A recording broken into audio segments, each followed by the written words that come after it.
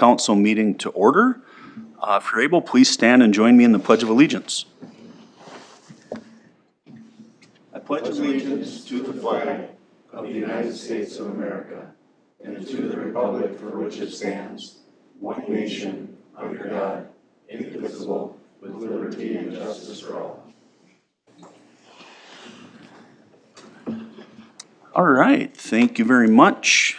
We do have a little bit of a revised agenda under the consent agenda. I think that's it. Does anybody else have any changes? And if not, I would look for a motion to approve the city council agenda as revised. I'll make that motion. A second. Okay, we have a motion by Robin, a second by Rick. Any further discussion? Hearing none, all in favor, please state aye. Aye. Anyone opposed, state no. The agenda is approved. Guests in open forum. Gene Johnson is here. If you want to step up, Gene, and the floor is yours. Thank you. Hello, council. Greg, a few guys, I know you. So I'm just here, first of all, the Farm Friends Barn has taken over the cardboard recycling program. Actually, while we brought it back, the Cub Scouts quit doing it, and we were approached by the county if we wanted to take that on. So after about a month and a half of meetings and discussions, we officially began the cardboard recycling program on the site of the History Center across from the Farm Friends Barn, and we started that June 1st. Well, and there are a couple of you in the room here, which I won't name, that, you know, kind of maybe said, you know, Gene, maybe you don't want to take that on. Well, our board, we officially decided we were going to give it a try. It's on a trial basis until January of 2027. We have dumped 3 dumpsters, which is excellent. There's been one instance where the person that dumped his personal garbage in the dumpster, he will be fined. And there's no leeway. We called the police. The things in the dumpster identified him, and the camera identified him, and he is a resident in the city limits of Becker. We also, on Saturday, another person, they had an event at the History Center, and that person dumped plastic in the dumpster. Someone else seen it, and it was caught on the surveillance cameras at the History Center. And then we had somebody who put a cardboard box in there, and there was styrofoam in there. So, I mean, we've advertised that this is for cardboard only, and if we can prove that you're doing that, you will be prosecuted. It will go to we're calling the police, and this program used to be, the Boy Scouts used to be reimbursed from the SCORE grant for expenses, and then they would get money. They would get money from Liberty Paper. The way this is set up is Vanco Vite. They're providing all the dumpsters at no charge. Doesn't matter how many we use. They're doing that for the community of Becker and for the whole county. This is the only city that has this. There's no other cities that has this program in the county. So anybody from the county, which they won't, but could come and put cardboard in that dumpster. The History Center is providing the surveillance and the property. And the reason they're providing the property is because in their lease with the county, it says that their land can be used for recycling. Farm Friends Barn doesn't have that in that lease, so that's why the History Center was chosen. So I just want everybody to know we're serious. And if stuff like this continue, I mean, I don't want to prosecute anybody, but this has been around a long time and people should know we have signs, it's marked, but it is temporary. We will only do it until January 27, and then if this continues, Farm Friends Barn won't do it anymore. So I want to give an update on that. And we're actually pretty excited about seeing all that cardboard. The other thing that I want to mention is at the Farm Friends Barn, we have some pretty exciting things happening and will be happening this year at that site. The one thing that happened this year is that the city of Becker donated some fencing, chain link fencing to the Farm Friends Barn. When was that, 2 years ago, Phil? And this year we hired a company, we put it up, and Phil said it was 100 by 45. You're wrong, Phil. It was 100 by 50. I'm Duly so noted. happy I could say that to him. But anyway, we have people that have rented plots out there. We'll have more improvements in that going forward, but thank you, council. We appreciate that donation. That's all I got.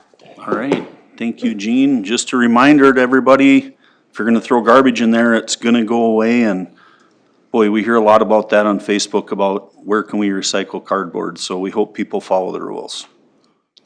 All right, is there anybody else here tonight that wants to speak during open forum? All right, we will move on to committee reports, presentations, and awards. First up is the EDA. Robin. EDA met Monday, June 8th. We talked briefly about a proposed city-owned property swap that we didn't have much appetite for. And we talked about the monthly market update, 21 homes for sale in our zip code, 19 were currently pending, and 12 had sold in the last 30 days.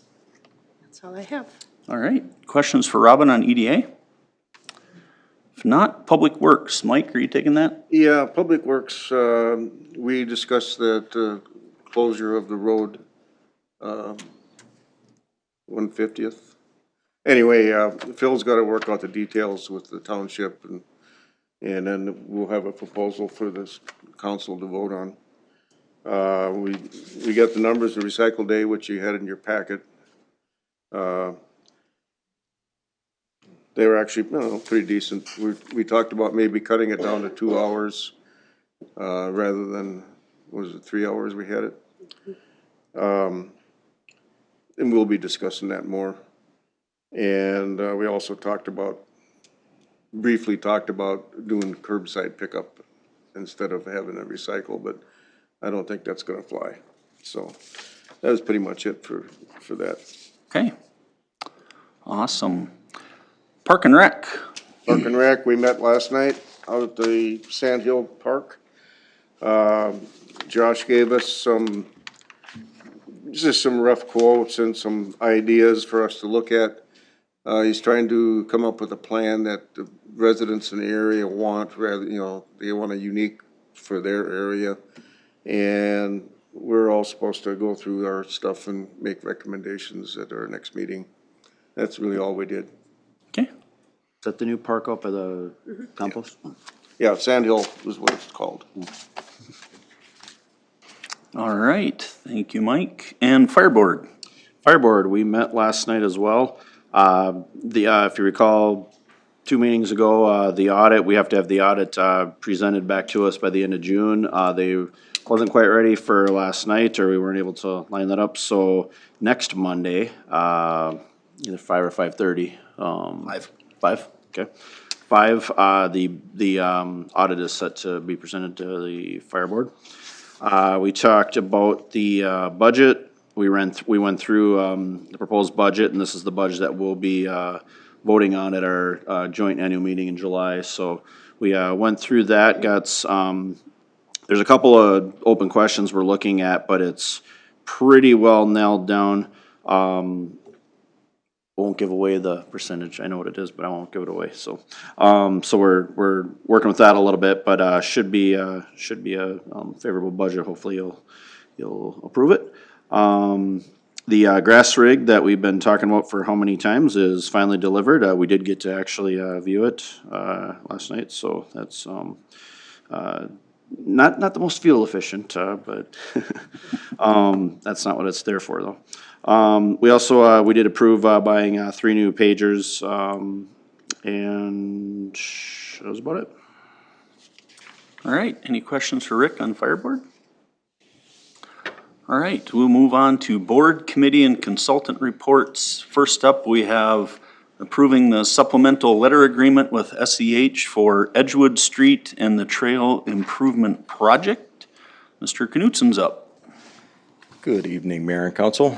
In front of you tonight, we do have the construction services agreement with SEH. As typical with most of our street projects or our large engineered projects, once we get through the bid phase and the contract award, we look at the engineering services that we need to complete the project. In essence, what we're doing is we'll have a rep on site. They'll do all of our staking, verification, inspections. There's a variety of things that have to be done, as well as, since this is an MSAS road, there's separate services for third-party inspections as well. So we've done this. You approved one for the 2026 street projects. So we go off of a price not to exceed with SEH. This is covered and eligible under the MSAS funding. So I think we're sitting pretty good there as far as the overall budget. But the total price on the project is a number not to exceed $218,900 for this project. And for the most part, Jerry Siegfried will be our rep on site all the time. Randy Sabart and Bryce Johnson are here in the audience as well if you have any questions for them. But we have weekly meetings that we go through all of this stuff. And the bottom line is we've got our engineers making sure that the city's getting what they're paying for, and they're adhering to the contract and the specifications as called out. So with that, looking for movement on resolution 2656. Otherwise, I can stand for questions if you have them. Can you just give us a reminder for the public, kind of when that's going to kick off and how construction will work? Yep. I know we've been over it many times, but We'll have final details. We have our pre-con meeting the 23rd. I think that's next Tuesday. So after that, we'll get a kind of a better idea on where it's at. They're targeting the week of July 6th, I believe that's the Monday after the 4th of July, to start with the reclaim. Likely they'll work Brenda to Edgewood as far as pulling the paving off to get the pipe work done. And then we'll work throughout the whole corridor. So the traffic will be interrupted. It'll be closed to through traffic, but we will make sure that it's passable for all the residents. We've been out in the field talking to some of the residents. There's been a few questions out there with the setbacks and different things. So people have been good. I think everybody's excited for the project. But again, we're hoping to have it black by school, but we'll see.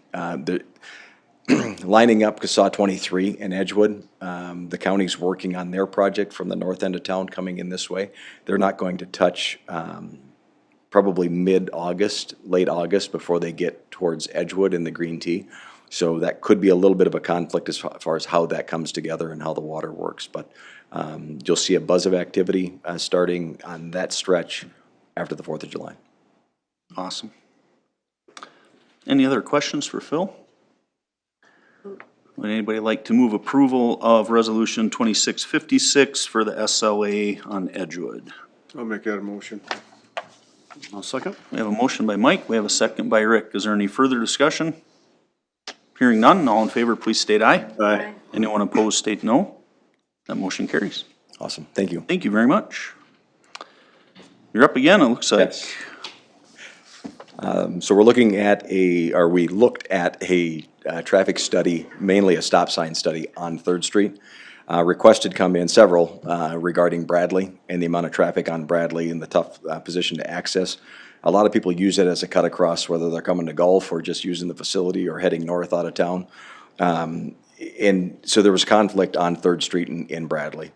So for us to do anything to warrant it, we needed to study it. So we reached out to SEH. As a staff, we've got traffic counters, so we can count how many cars are going through, and we do that frequently just to get general counts in different areas so we know what's happening. SEH has the ability to video, and so we can see movement. Are they coming to a complete stop? What direction are they gonna go? It's called out in the report that we submitted. And what was interesting is the amount of traffic on Bradley that goes west to east, east to west, and north to south on Third Street as well. So the traffic counts in and of themselves didn't warrant a major change. What backed up a change or recommended a change is there was 5 accidents at Bradley and Third Street in the last 10 years. None of them were serious. It was all property damage. But it does elevate the intersection to warrant a tighter look at that. The other thing that it does is the traffic on Third Street and the traffic on Bradley at that intersection is almost equal, which again is a source of conflict. So after looking at the study, what the recommendation came back was, let me back up a second. We looked at everything on Third Street from Hancock all the way up to Edgewood. There's 3 intersections. We were just gonna target Brenda and Bradley. Back in the day, both of those came off of Highway 10. You could access 10 both ways coming off of there. I think that's what warranted the 4-way stop on Brenda. That's since changed. You don't have access to Highway 10, and the traffic out there, well, there's still a lot of it, not as much as it used to be, and there's not a lot of corridor traffic coming through.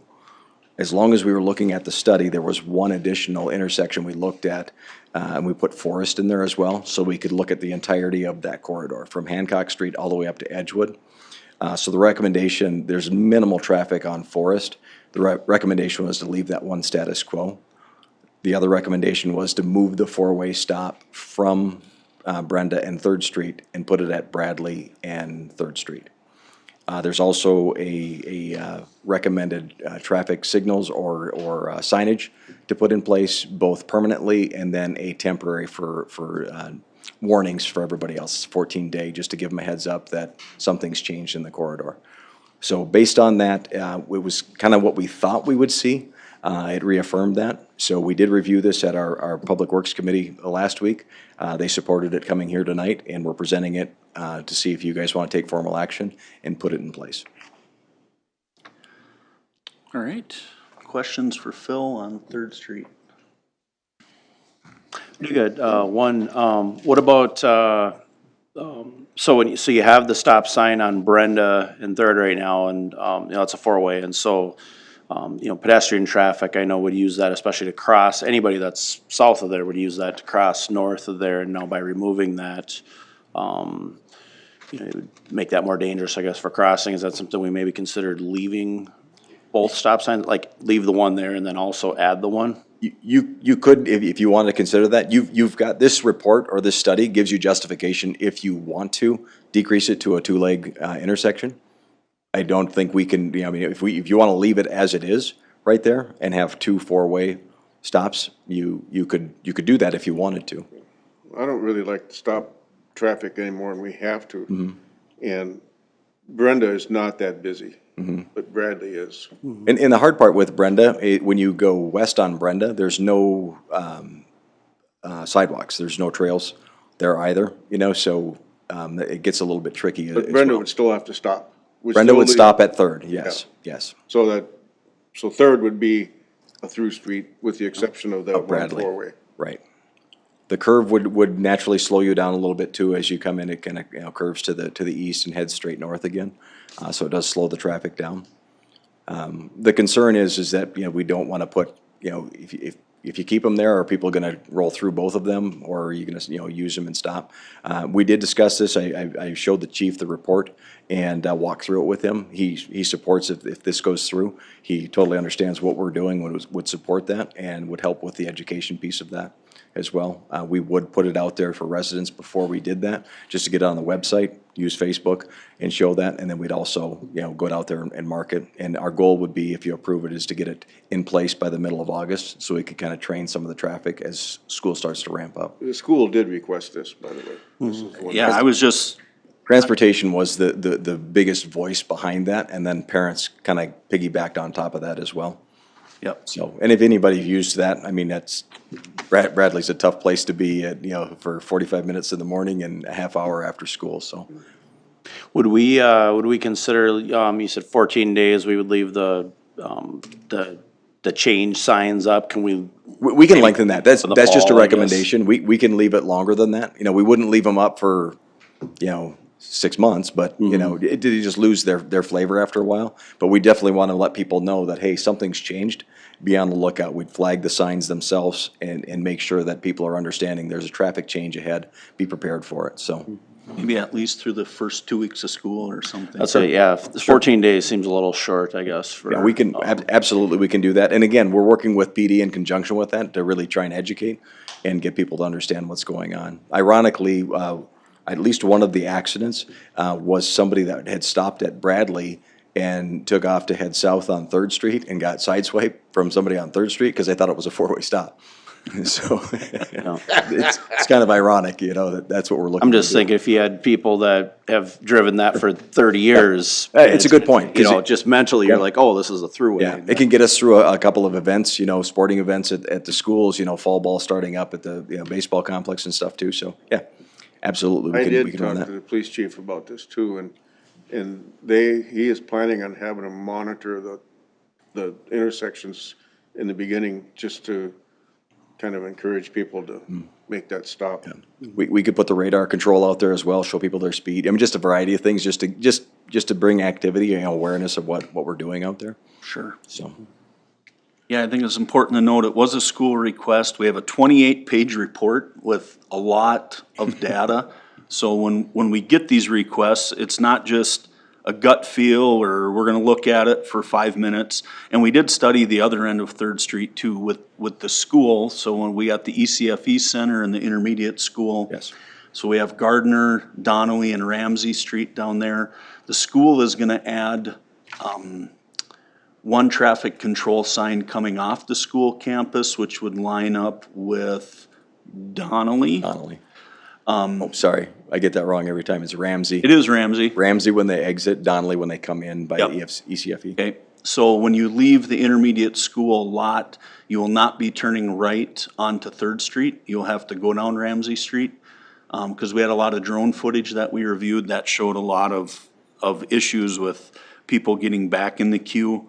And they're also planning to, change drop-off a little bit, where primary and intermediate students can both be dropped off at the primary, cause we have a lot of stacking distance, so. My point being, we have dozens and dozens of staff hours, we've spent a lot of money to make sure we covered every base on Third Street, and I wanna thank Phil and his people in Public Works Committee, cause we take these issues very seriously, and we studied the heck out of Third Street, so I think this is a really good plan, and, I definitely support it. So, thank you. Any other questions for Phil? If not, is this just a simple, it is a resolution 2657, approving the traffic control changes on Third Street. I'll make that motion. I'll second. We have a motion by Mike, second by Robin. Is there any further discussion? Hearing none, all in favor, please state aye. Aye. Anyone opposed, state no. And that motion carries. Great, thank you. Thanks, Phil.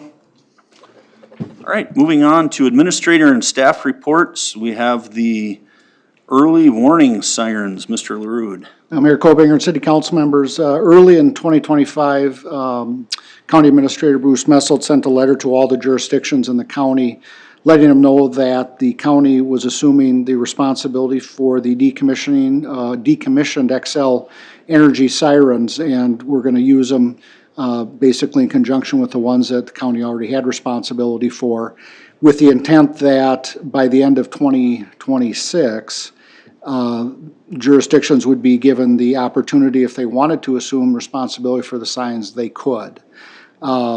We didn't think that we thought we had to the end of the year to make this decision, but at the mayor's roundtable last week, it was announced that if the city did not, or any jurisdiction did not want the sirens for their area, and there are 5 identified for Becker, and we wanted them removed, if we let the county know by the end of June, they would remove them at their expense when they're removing their own. And so that's why this is on tonight's agenda. Staff has talked about this. If the city wanted to assume responsibility, it's anywhere from $2,200 to $2,900 a year just to operate them. We would be responsible for ongoing maintenance as well, so that would be above that. Given that there are numerous ways now to receive warnings, weather warnings in particular, either apps from weather stations, emergency settings on phone, NOAA radios. The staff's recommendation that we do not accept the sirens that have been identified for us and let the county remove them. And I'll be happy to answer any questions. I thought they were going to change that to like a yellow alert on your phones. That whole system. Excel has a warning system. I don't know enough about that, maybe but the it's for letter the- did refer to a warning system that Excel was transitioning. That's why they were decommissioning the physical sirens. They were going to a mobile-based, phone-based system. Yeah, that's for the nuclear then. Yep. Yeah, okay. Because I thought I heard something about it. I think for me, the thing is the $2,800 a year isn't an issue, but these things were all built in the 1960s, 1970s maybe, and finding parts for them is extremely difficult. So that's probably the bigger issue with at first I was like, well, who cares? It's $2,800. Yeah, But replacement costs are gonna be quite high. we've found that with other, talking to the county and stuff like that, finding parts for these things is next to impossible. So, if they break, before we could always call somebody and let them try and go find parts. Now we'd be on the hook for it, and Correct. that's where the real cost comes in. So that's why I'm okay doing this. Let them take them out. Yeah, any other, I was kind of with Rick, I was concerned, but there are a lot of other ways, and like Greg mentioned, NOAA radios are about $20 if you need if you don't have a cell phone, you could have one of those, so.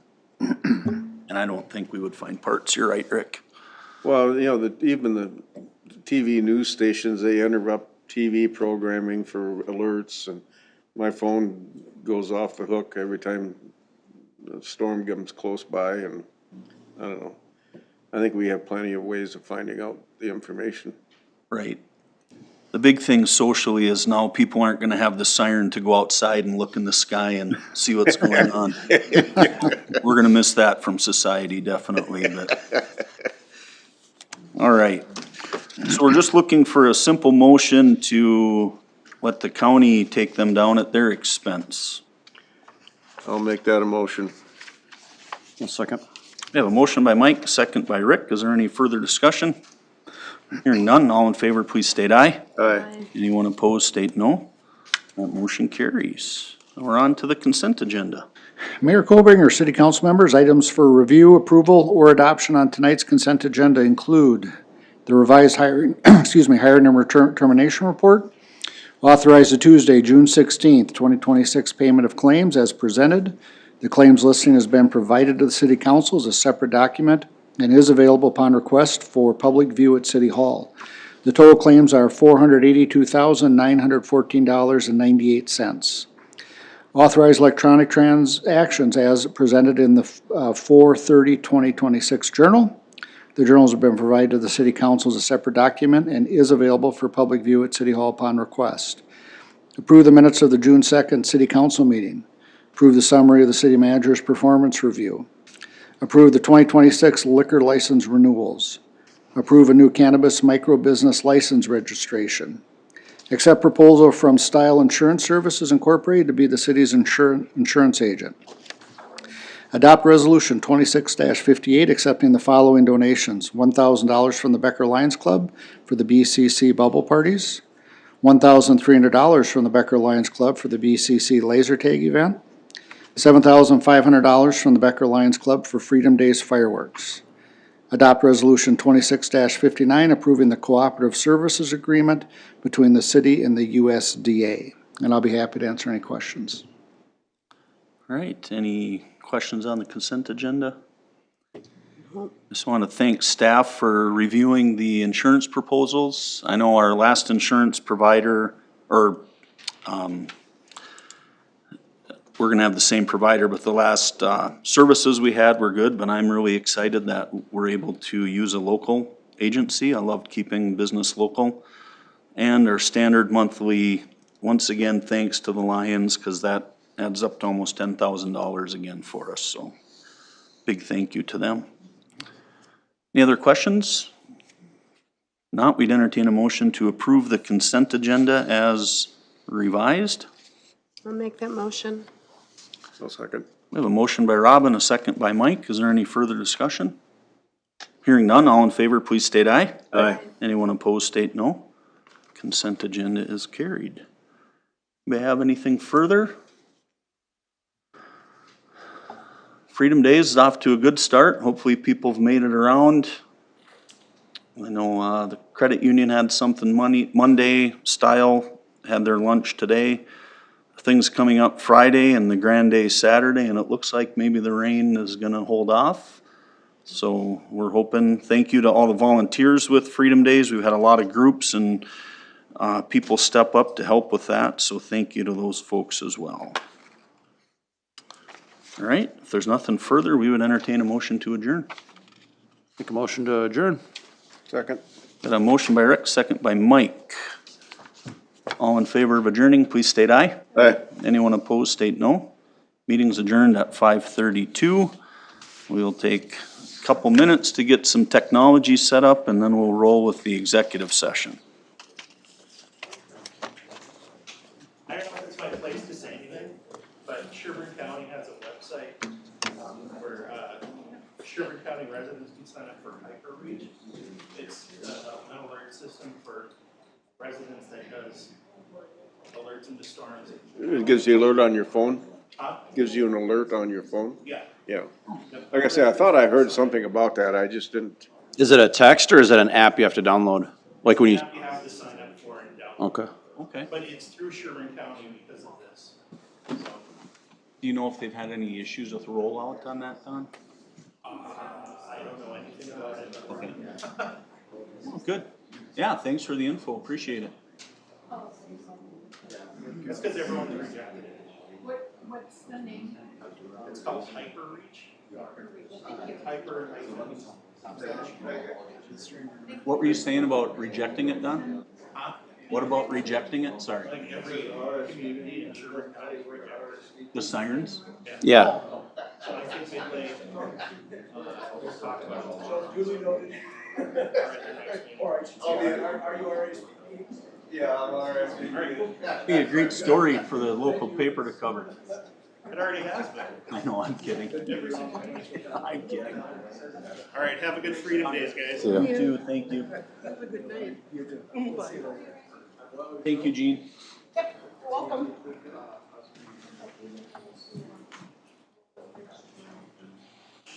I hope she doesn't have more trouble with people dumping garbage. Oh. But you know what, you prosecute one or two, and people learn real fast. Yep. Well, and I saw the pictures, it wasn't like one little piece of mail got stuck in your box, because, you know, that could happen, right? You have Well, the a thing box. with the styrofoam, that's a little iffy. They might not realize that, you know, Stuck in the bottom or something. yeah. Well, yeah, it depends if it's like the TV, then you know, if it's the big chunks Yeah. that come on a big TV, then you But the know. garbage, Yeah. Yeah, if you throw a whole bag of garbage in there, you deserve a ticket. always been a problem. That was the very first, body camera thing, that we did, so, right after we got body cameras, the trailer park, somebody over there had a fire. And they pulled the dumpster up to throw the burnt down trailer into the dumpster. Well, some guy come along and starts throwing his garbage in there, and so they called and, PD went out there and had their body camera on and they photographed the guy's mail, and the guy's like, I didn't do it, it isn't my mail, and they're like, well, actually, let's review the footage. Very first body camera incident. I know Chris View got out there one day when it was up at the fireplace store and crawled up in there and took out a bunch of boxes that hadn't been flattened, and of course they've got everybody's name all over them from shipping, and like, that's too bad. Yes, prosecution or public flogging. Yeah. What do we want to do? I'd just rather be prosecuted than have your name dragged through Facebook sometimes. Exactly. People be mean mugging you driving by your house all day. Yeah. When we get done, will you run me home to get a key? There aren't too many in a small town, so. All right, let's call the exec session to order at 5:36. And Mr. Knutsen's back up. This ask is a little bit different, so what we're trying to do, so Chris Larson from SCH, if you recall, he was here in February and presented our water treatment plant. Just to kind of give a quick recap, we'll go as deep as you guys want to, or stay as high level as you want to, whatever you're comfortable with. What we're working on right now is bringing an SLA for engineering services to the council. Likely the July 7th meeting, to review and consider to move forward with that treatment plant.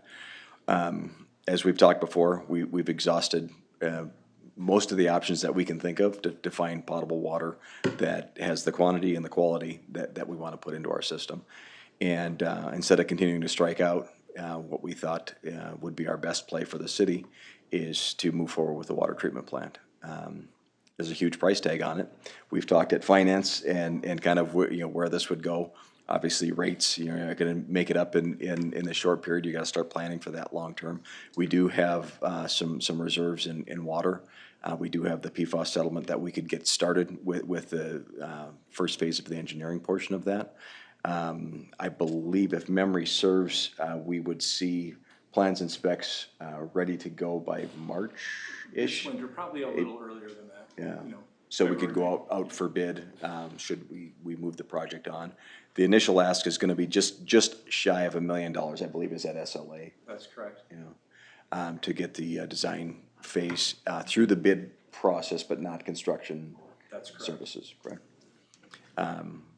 So, I mean, the hard part is staff, we've, since I've been here, since I set up there, I mean, it's been 20+ years and we've not made any marked movements on, we thought we had it with 7 and 8, but the water's just not usable to blend into our system right now. So we've not covered any ground, and we've increased in businesses, we've increased in population. And so we just really feel that instead of losing more time, that we need to do something. Ironically, Monticello is in the same boat. They're twice the cost as what we're proposing. Big Lake is in the initial phases of adding, I believe, a second plant. So it's something that we've been able to avoid. We've had good quality water. We just can't find any more, and we can't keep up. So if you've got questions, we'd like to air them out here. Otherwise, we're going to plan to bring that SLA. We've discussed this. I don't think it's a lever that any of us want to pull, but it's something that's needed, and delaying it first is going to put us in a spot where we could have water bans, and it's only going to continue to tick the price tag up if we keep going. So Chris can review more details. He's come prepared to, like I said, go as deep as we need to. Really, this was just to give everybody on the same page. Is there anything we need to talk further about or where we want to go? Like I said, we started very high level with finance, knowing that we've got some funds that would comfortably cover this first phase of the engineering while we look to where we're going to go, likely bonding or things of that nature as we really dive into it. But this first year of design phase, or the next 9 months, would also give us time as we run with what's the financing program going to look like as we deal with that. I just have a couple questions. If we built no houses and had no additional commercial or industrial, development ever, Yes. right? Yes. We would still need a plant, correct? Yes. Our water guys, they just stress out this time of year. Yep. What we'd have to start doing is really enforcing watering restrictions and really, really, you're risking it every year. The other thing that we're gonna look to do, we've Pump House One needs to be refurbished. We've put it off and put it off and put it off. It houses our biggest well number 4. We're gonna ask for engineering. We've got some money in the budget for engineering purposes for that, but it's a big number to do that as well. We've not been able to take that offline to refurbish anything because it's our number 1 producing well. We lose that one, then nobody's watering. You're gonna have brown yards everywhere we go. So, yeah, doing nothing is not an option. Not for the shock and awe, but it's just not an option. If you have to bring that one, I mean, you're bringing ideas for that one, but I mean, you have to bring it down in the spring and the fall then, is that? What we would do is we would thread that needle to say if that comes offline, it's likely to get everything ready to roll. So by mid to end of October, November 1st at the latest, we fire that up. When you start to see the air compressors running through town, that's the time that we got a little bit of a comfort level to make that work and put a completion date on there on or about April 1st. So by the time we're ready to fire up irrigation again, we're good to go. With the PFAS issue, is there any grant money available? We did get a partial settlement on that, so some of that money is sitting there that we would use for this engineering portion of that. Yeah, the settlement for the city was $585,000, and we received, I think, almost exactly $500,000 to date.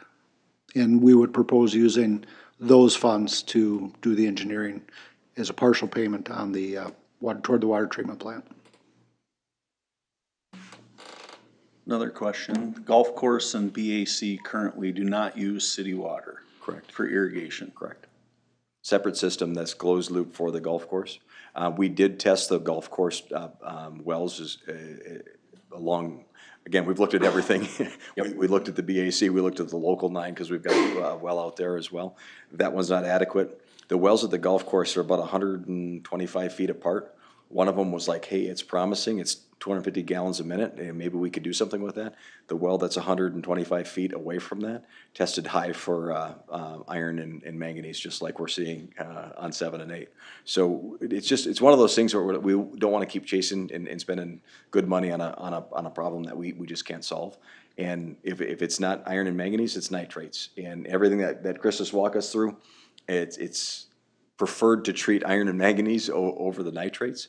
And we can do that. What we would look to do, we do have some well exploration money in our budget this year. We always look for quantity of water on the city-owned 75.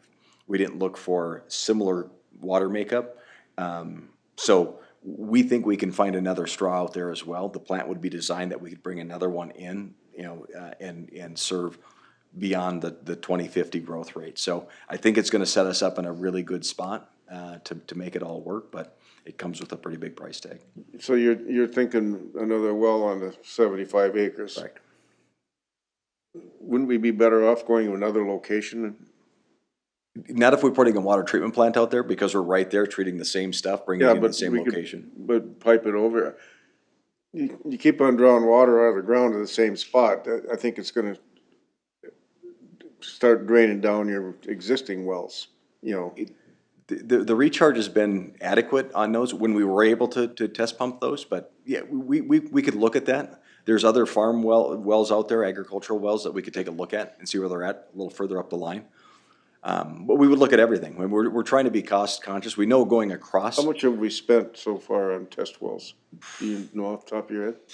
Because we've been doing it for years. $40,000 a punch, right? Well, once when we test punch those wells, just to explore wells, we're probably $250,000 to $300,000, but we're probably another $200,000 just to test the wells since I've been here.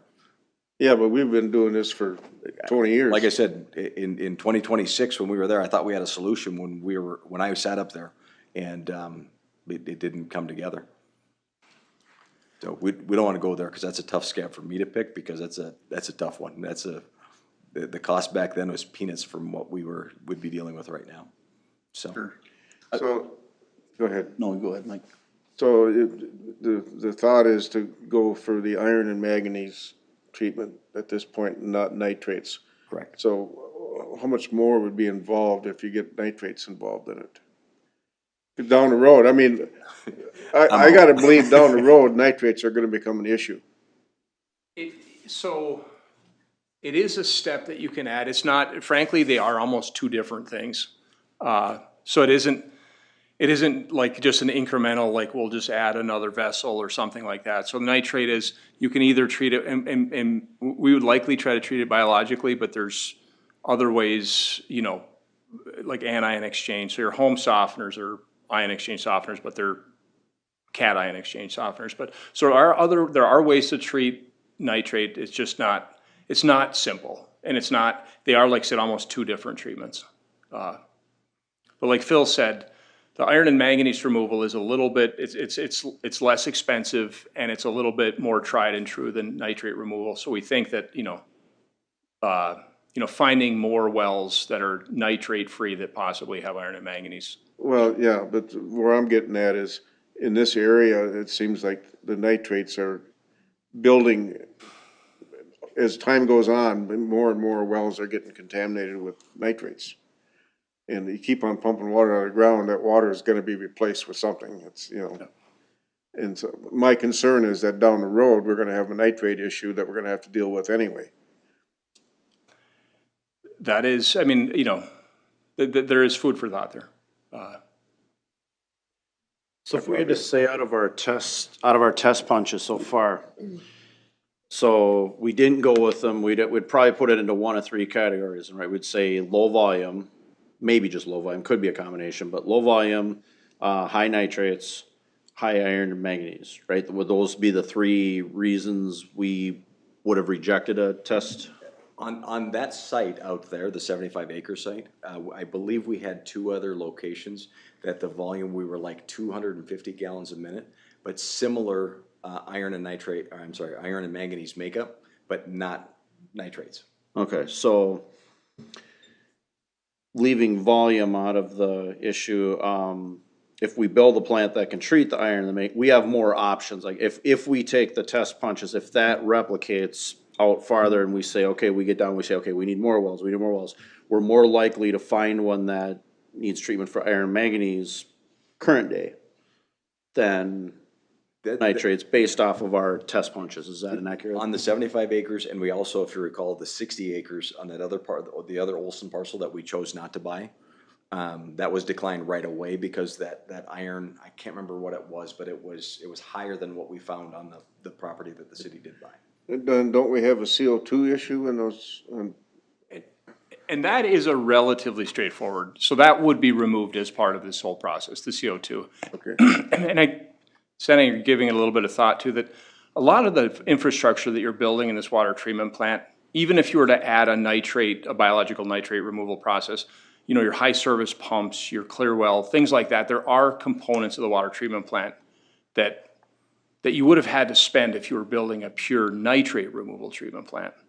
And the reality is you could sort of find yourself in the same argument with nitrate too, where you're saying, like you almost will hope you can find another nitrate well that doesn't have iron and manganese in it. So it is a little bit of a catch-22.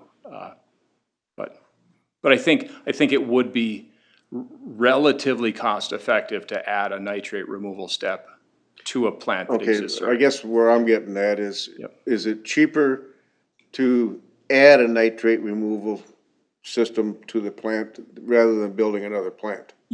Yes, and it's cheaper to add a nitrate removal process to an iron and manganese plant than it would be to add an iron and manganese process to a nitrate plant. Okay. That, I'm good with that then. That was a good answer. I don't know if it was good, but it made sense.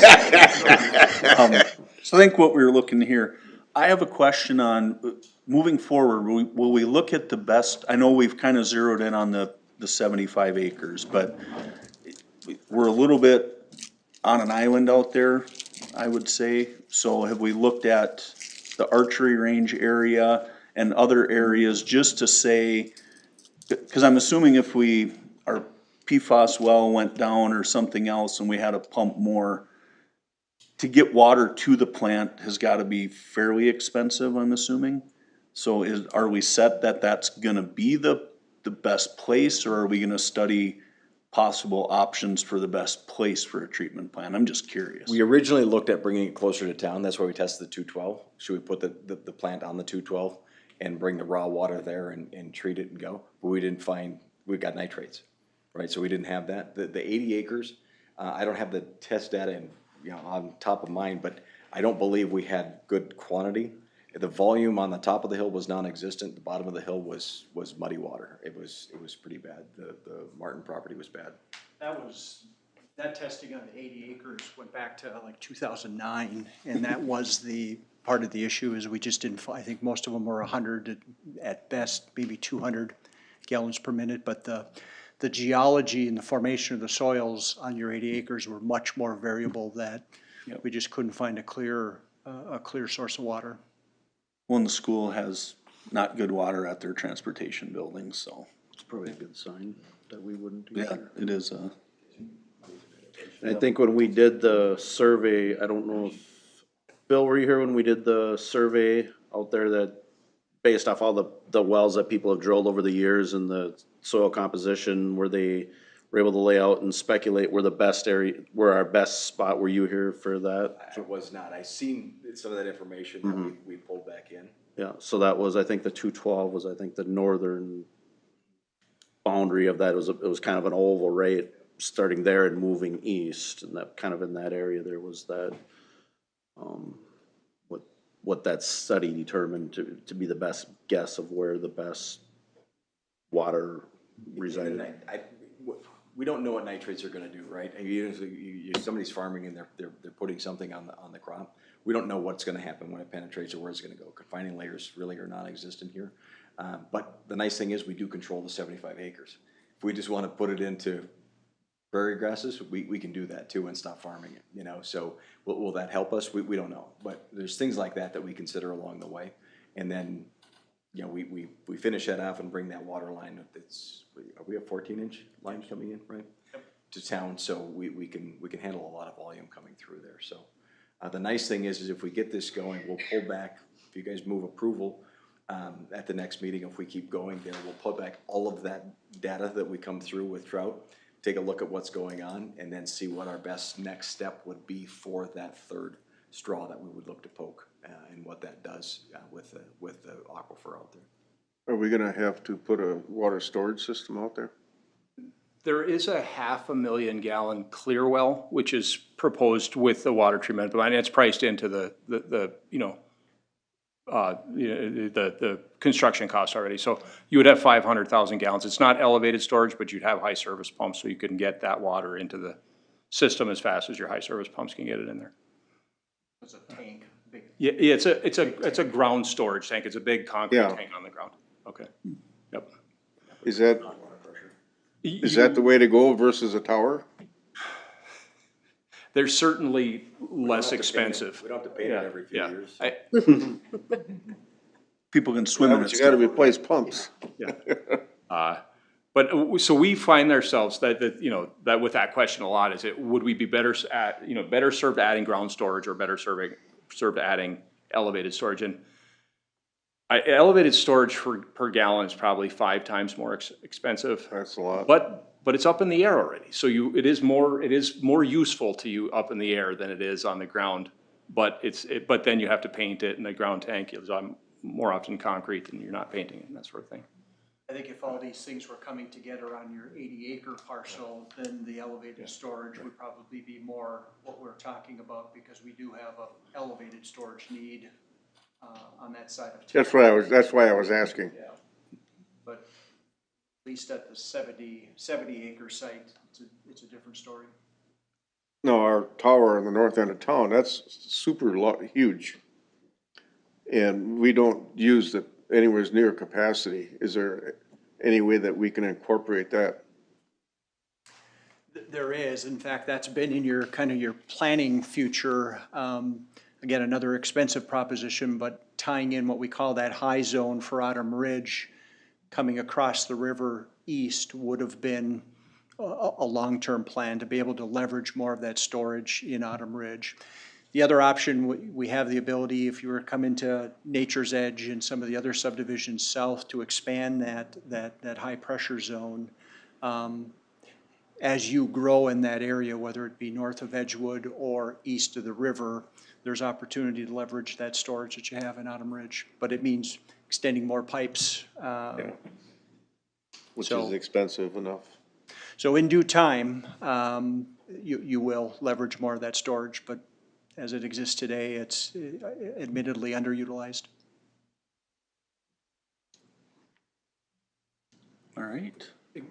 I just want to get back to your question, Mayor. The first question about the site, is it the right site? You know, the well 7 and 8 site. And I do think as a team that we want to look a little bit at, just as a team saying, yes, we agree, we all agree that this is the best site. From an engineering standpoint, from my standpoint, like it doesn't really make that much difference if it's, because you have that long transmission main coming to the west. Anywhere between well 7 and 8 and the end of, you know, where it then goes south is sort of the same to me, except that there's a couple of, you know, things that the size of that water main would limit how much water you could pump to the west. You know, if it's a 14-inch, whatever the capacity of that pipe is, which is, it's a reasonable capacity. And then you are converting that, if we put the water plant at 7 and 8, that is a finished water line or a distribution to trunk water line.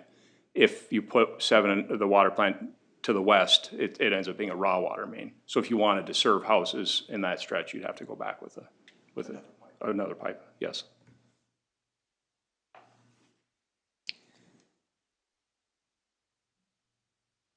So even with a likelihood at someday in the future, we would maybe need to use that plant to treat, it still seems to be the best location. It is certainly, you know, yes, tied for the best location at worst.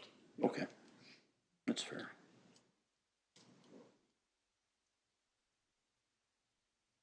Well, there's no sense spending any more money studying other sources, because I don't think there is anywhere. Right. Yeah, everything over here is all nitrates. And we've talked with pretty much every property owner that we can, and the Hammers have been very great to talk with.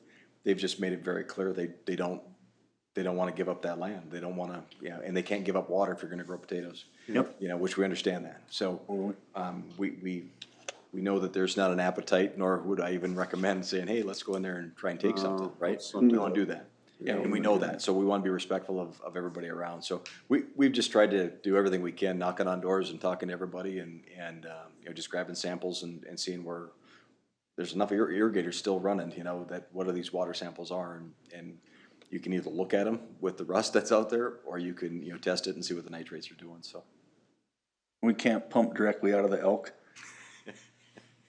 Oops. That was a joke. GNR may have something to say about that, and, yeah, they might leave a ring in your glass. Well, they're easy to work with, right? I mean. All right, so you're talking July, you wanna just bring an agreement forward to do the engineering and the study, and we would see those specs and plans. And I'm assuming that all the questions we asked tonight would kind of be covered in that study about here's the recommendations, here's why we're recommending it. Yes. Okay, So it may be the 7th, it may be the 21st, because we want to make sure, like I said, finance, we've had a few discussions in one meeting, and we need to dive deeper on what that is going to look like and portray that out over the life of that debt and what that would look like. So we probably want to formulate that a little bit more and say, hey, instead of just doing the engineering and saying, we got this covered, we probably should, you know, do some due diligence on that so you guys can kind of see a longer runway. And it's not fair to those folks to not give them enough time to try and work some of those longer range yep. formulas, so. So what's the happy path, best case scenario here, assuming, you know, you get consensus from the DS on everything here? I mean, would that be engineering over the winter and actually take this thing to bid next spring for the whole project? Depending on where we go in the comfort level with the financing and how we would look at the funding. To me, every year, if I were to put Jeremy or Spike up here, they would say, what are we waiting for? You guys are killing me. You know, they literally get to this time of year, they love the cool weather, you know. supposed to get an inch of rain tomorrow. They're loving it, you know, but we start to get that 10-day, 14-day stretch where it's 92 and you see everybody running and they're knocking on doors telling people, you can't water it this time, you can't do that. We're just in that deficit, you know, and if one of our wells goes down, our firm capacity is gonna be teetering a little bit. And that's why they're nervous, you know, well 6, you know, it's on the radar for the PFAS levels, you know, they're not firm yet, but we've been told they're coming. So we may have to take that one off the line. Now, it's not our highest producer, but still, every drop helps us with what we're doing, so. That's why we're looking at this saying, you know, we feel like we've just been beating our head on the wall and we've been doing a lot of work to try and find a solution. There's nothing, you know, we're just not as lucky as we were 25, 30 years ago. Right. When Becker was growing, so. Yeah, we've probably been in denial for a long time. Clear Lake was treating for nitrates for a long time and had a ton of issues, had to redo some stuff. You mentioned Monty's putting it in, Big Lake's doing it. Yeah, so it's not a shock in the, you know, it's not a shock in the state, really. I mean, that you're Yeah. going down this pathway, so. We did submit a bonding request this year. Not unusual to not get it your first request, but it was, read in, or whatever the term is. So that request will be there for next year as well. We asked for, I think, $1 million for the engineering piece. I think Big Lake got 3 million maybe this year. So we'll continue to make that a priority in the spring. They've been asking for a few years, so. Yep. Just to mention too, that we did apply to be on the drinking water revolving fund loan, or we applied to be in that program. So there's a project priority list and then like an intended use plan. So we have applied for both. I mean, we first submitted a project priority list proposal and then applied to be on the intended use plan. Even though it's called an intended use plan, you're not actually obligated to do anything until you like sign loan documents. Yep. So. That makes sense. Any other questions? No, just need to find more free money, I guess. Yeah, like I said. It's Oh, I had a not bunch, but everyone's I'm fault, but, just biting my tongue. I had a whole bunch of ideas, but I won't say them. Well, I just showed up and $25 just appeared here, so maybe I'll. Well, how much does that get us? Yeah. Don's gone, right? We don't want. Yeah. Also, remember reports $25 on it. All right, well, So that will be coming in the next, you know, one meeting in July for sure. yeah, it's expected. We knew it was coming. Yeah, but this is a good format to For just sure. kind of bring it out, so. Okay. So again, if we were not building anything in the future, we still don't have enough water, and it's not getting used at the golf course. Because when you filled the pond, I got a call right away. What kind of water is going in there? And I said, clear. You want me to take a bottle of water? You can take a picture. Yeah, right? Yeah. Brown water.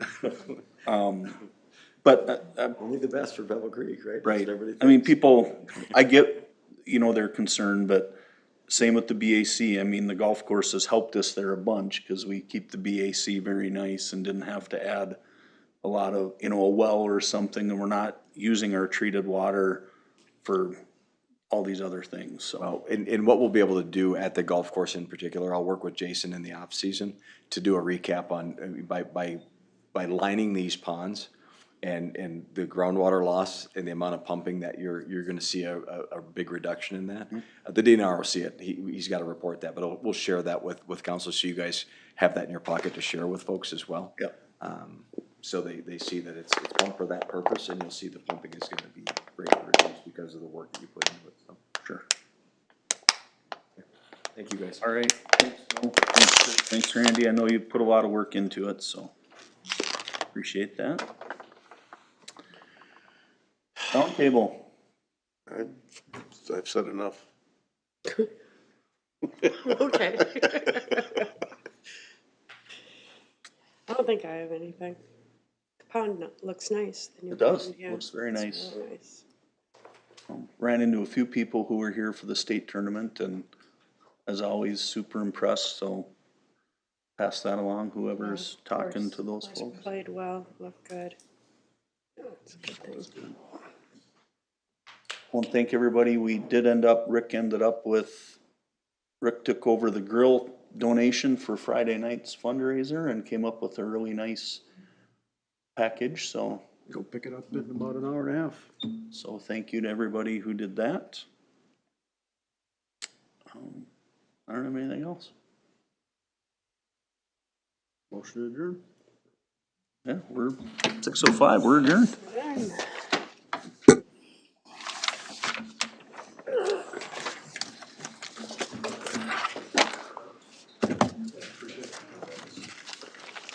Yeah, with them eggs, there isn't anything to really assemble with them, so